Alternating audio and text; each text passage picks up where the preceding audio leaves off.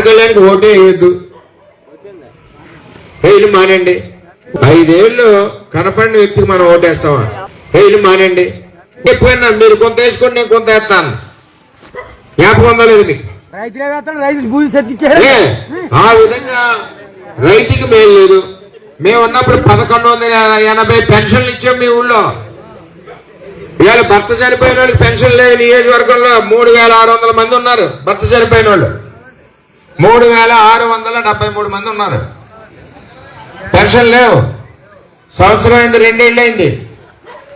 మరి ఎక్కడున్నారు ఎమ్మెల్యేలు, ఎక్కడున్నారు ఎంపీలు? ఇవన్నీ తెలుసుకోవాల్సిన బాధ్యత ఉంది. మనం సరదాగా ఓటేసాను కాదు. పవన్ కళ్యాణ్కి ఓటే వేయొద్దు, వేయలు మానండి. 5 ఏళ్ళు కనపడిన వ్యక్తికి మనం ఓటేస్తామా? మనకి రైతాంగాన్ని నష్టం చేసిన వ్యక్తికి ఓటేస్తామా? ఒక్కసారి మీరు ఆలోచించుకోవాలని కోరుకుంటూ, మరి అదేవిధంగా ఇప్పుడు మనకి మేనిఫెస్టో ఇచ్చారు.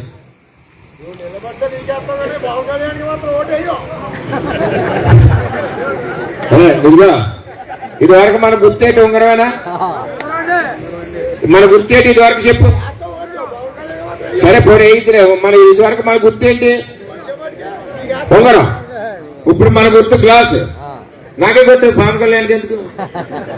గ్లాస్కే కొట్టు. సరే